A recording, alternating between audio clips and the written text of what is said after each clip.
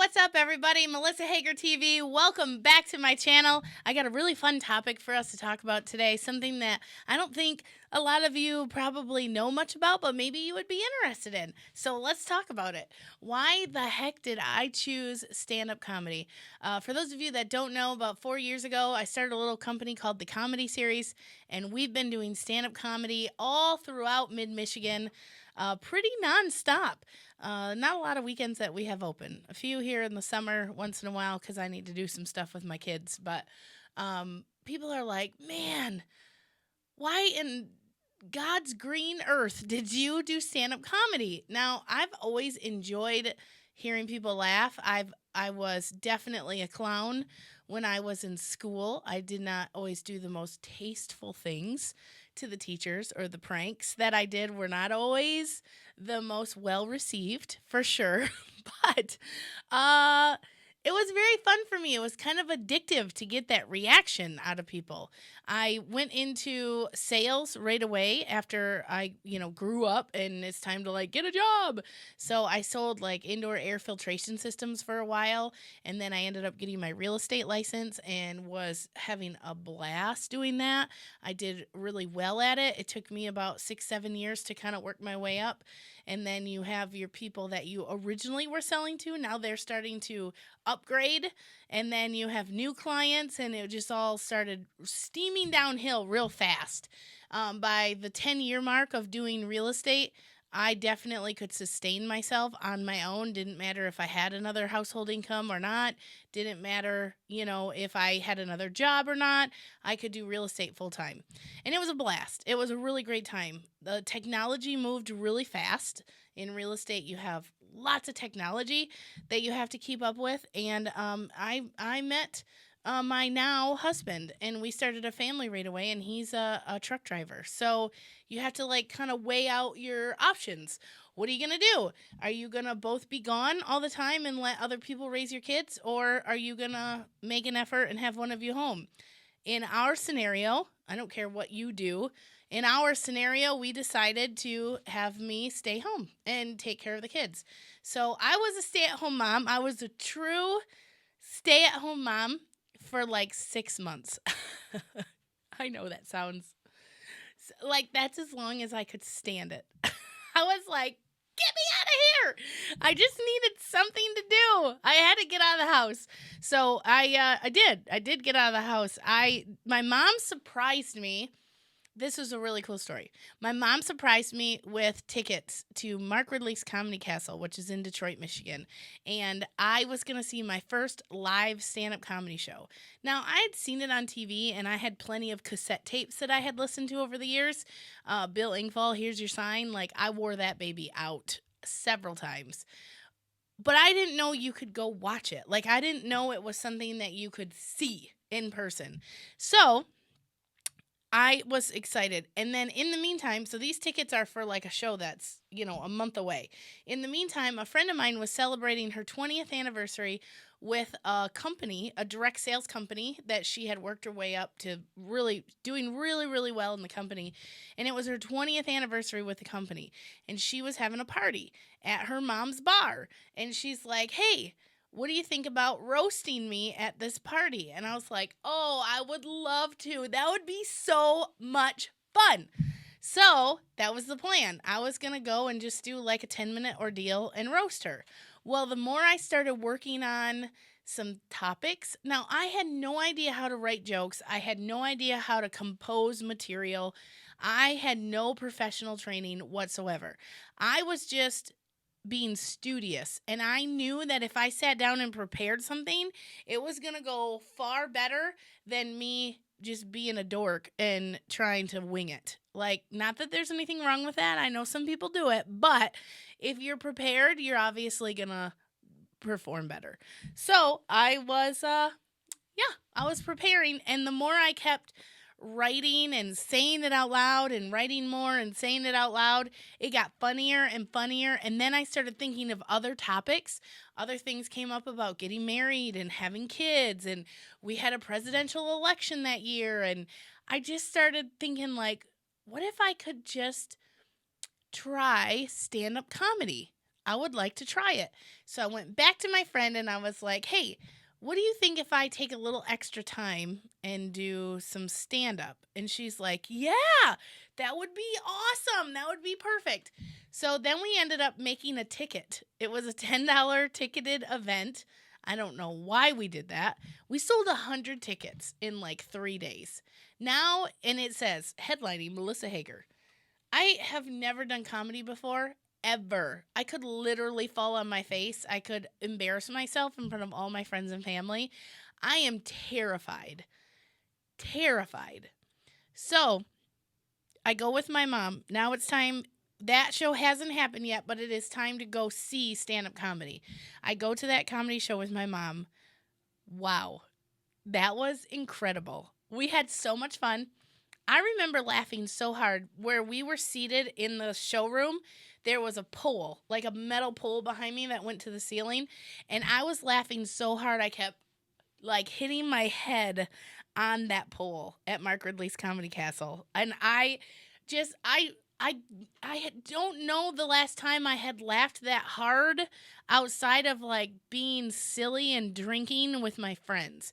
This is a complete stranger on stage, someone I don't know, I've never communicated with before, and it was so damn funny that I just could not stop laughing.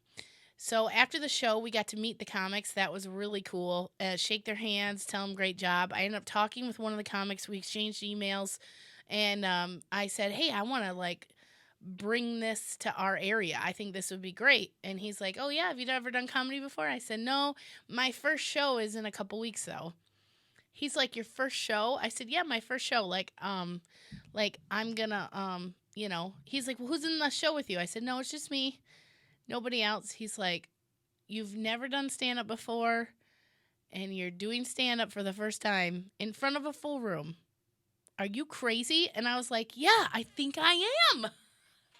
I think I am crazy.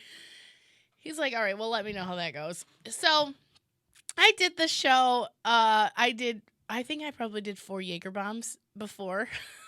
I was terrified. Terrified. I had a brand new outfit. I had a friend come do my makeup. I had another friend do my hair. I was decked out. I was ready to just smash this. I had props for my jokes. I had like pages and pages of notes that were going up on a little table. It was crazy. Everyone was so supportive. Huge shout out to my friend Carla and her beautiful mother for making it such a great night. Carla's husband Jason played security for me, which was insane. It was so cute. It was a really fantastic night. People laughed. I have it recorded. It's definitely another video we'll do. I will show you some of my very first stand-up. It's a little bit hacky. It's a little bit like I can tell I'm nervous. I don't know if other people can tell I'm nervous, but it was just a crazy night. And that bug, the comedy bug, got in me that night. I had already seen an amazing show that made me laugh my butt off, and now I actually did it, and people laughed, and I got to feel that wave. Like when you get a whole room of people laughing, like, and especially when they're sharp, like you deliver a punchline and then they laugh, that wave that goes through you, it's really unexplainable. It's just a hard thing to explain. So I caught the bug. I was ready. And so I got back in contact with the comedian I had been talking to, and I said, dude, listen, that was fun. I want to do more of these. What do we do? And he did a great job of walking me through it step by step. Like, here's how we set up a show. You need to get flyers made. And, of course, this is just how I operate. Everything that you could just, like, subpar do, I had to take it to the next level. So he's like, just make a basic flyer on your computer. Well, I had to go to my friend who has a printing company and ask her to make me a logo and a flyer that would match. So now I have a flyer set up that is going to be branded, like branding material. Like for one comedy show. I mean, who knows if this is even going to go over. I live in mid-Michigan. There's not been any comedy in Frankenmuth in ever, and especially the surrounding area. People are like, I'm going to pay you money to make me laugh. Like, I'm going to give you money and then you're going to make me laugh. Really? You know, it's not a concert. All the bars around here have entertainment on the weekend with bands that you can go sit and hang out for free. So I was like, we're off to the races. Let's do this. So I was the opener. I booked myself as the opener for this first big opening weekend that we were going to do. And this gentleman that I was talking to, he was going to be the headliner. Well, we sold one show on Friday, two shows on Saturday. The whole thing sold out. It was a great time. We ended up doing it again 3 months later. Another great time, and it's just been off and running since. And now we're doing comedy every weekend, somewhere. And here's the thing, like, people still, they're just like, oh, why comedy? Why are you doing it? Well, you know what? Here's the thing. I have an inbox full of messages from people that tell me about what their life was like. They came to a comedy show, and then what their life did from there. And it usually ends up being this, like, either they're flatlined or they're declining. They hit the comedy show, and then some things change for them. Now, I'm not saying I'm a healer. I'm not saying that I'm going to just, like, whoa, and, like, change, your whole, like, destiny. But what I will tell you is laughing, as hard as we laugh at the shows, like, this isn't like chuckle, chuckle, ha, ha, ha. Or like when you're playing with your kids and they do something funny and you're just like, that's the funniest thing I've seen. This is laughter. Like, this is when you go to a comedy show, a good comedy show with a professional headliner and in a professional setting, and everything is set the way that it's supposed to be. You can zone in on their material and you can laugh in a way that it comes from the deepest core of your guts. Like, this is laughter that most of us have never even experienced, especially if you seem to be a little bit of a dry person or a serious person, which there is nothing wrong with that. We need you people in the world just as much as we need the weirdos like me. But if you've never let that part of you out, if you've never opened that Pandora box and got that laughter just from the deepest parts of your guts, and like just when you're out of breath and you can't seem to laugh anymore, you get a breath of air and then you laugh some more, and then tears start running down your face or down your leg, whatever, depends how many kids you've had. But anyways, that's why I do it. When I have people that come up to me and they're like, I have never laughed that hard, ever. I have never laughed so hard in my whole life.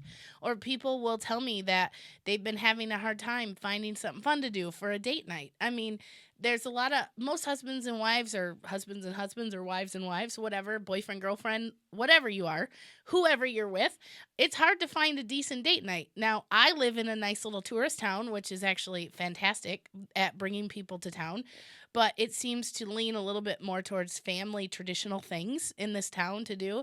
There's not many like hot, steamy date nights available unless you're going to go to a bar and just hang out at a bar. Well, that's still not giving you that outside factor, that third party that's going to bring it all together and make the end of the night like, okay, we're doing this. This is awesome. So that's what comedy does. Comedy gets you, and again, especially when you relate to someone. Now, there's all different kinds of comedy. There is all different kinds. There's clean comedy. There's PG-13 comedy. There's R comedy. They like to call it blue comedy. There is business comedy. There's comedians that are urban. There is so many different types of comedy. So it's my job as a producer, like I put on comedy shows as well as being a comedian. It's my job as a producer of comedy shows to try to match the comedians up with the audience. So now, am I telling you every single audience is the same or every person within the audience is the same? No, heck no, no way. But generally, after you do a few shows, especially in a certain area, you learn what the audience is like and what they seem to laugh at and what they don't laugh at and what makes them more comfortable and not comfortable. So when you can find someone, think about your favorite comedian. Do you have a favorite comedian? Think about who your favorites are. So when you discover who your favorite comedians are and what material resonates with you, usually our favorite comedians are people that are saying things that we understand.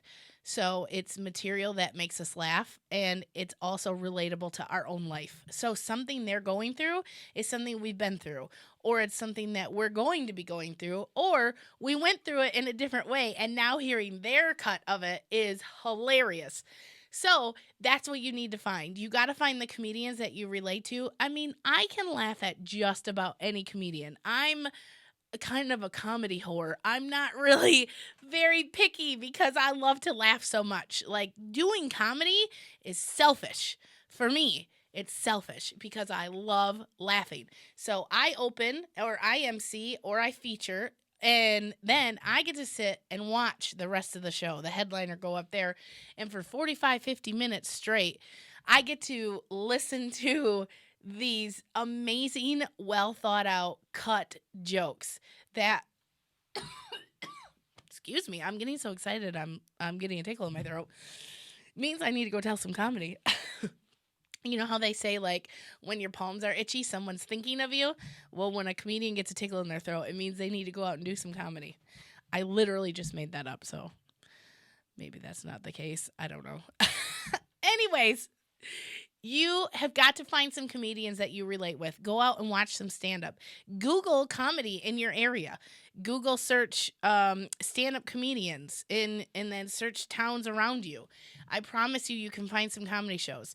And if you're anywhere in mid-Michigan, you can find the comedy series. We're doing shows all over the place. Another great one in Michigan is Mark Ridley's Comedy Castle. Also, the Ann Arbor Comedy Showcase is another big comedy club. One Night Stands in Waterford, Michigan. All places that hire professional comedians that do a kick butt job. They are very funny. And even if they didn't grow up the way you did, or they didn't live in the areas that you lived in, they still are professional, and they get you laughing so hard because their material is so relatable. It's so relatable. So why the heck am I doing stand-up comedy? It's very selfish. It's for selfish reasons. I love listening to you guys laugh. I love it. I love when someone comes up to me and they're like, I haven't laughed that hard. Oh, I can't even tell you. And sometimes I'll watch a husband and wife look at each other and they're just like, I don't know. It's like an adoring thing. I know I'm not saying that right, but it's cute to watch them like have a little bit of a spark for each other, and it's adorable. I think it's awesome. So there's that reason, but then there's also the part of me that just needs it for me too. That I need to hear it. I need to laugh. I need to forget about what's happening. I need to let go of what bad day, bad week, bad month I've had. Like, a lot of it is selfish. And I can tell you that being around stand-up comedy consistently for the last 4 years has completely changed my mindset, completely changed the way that I interact with my kids, completely changed the way I interact with my husband, completely changed the way that I interact with the general public, with my family. Like, it just changes your confidence in who you are based on your happiness, your happy meter. Like, some of us, our happy meter just goes right down to E, and we're just like got the life sucked out of us, and it's like, please help me, bring me something. And you don't always know it. I don't think people know that their happy meter is on E. I don't think people know that at all.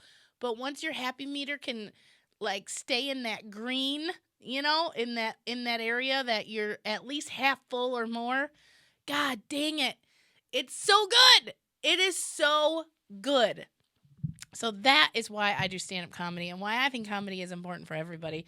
I've had a great time talking with you guys today. Tune in, watch some of these other crazy videos.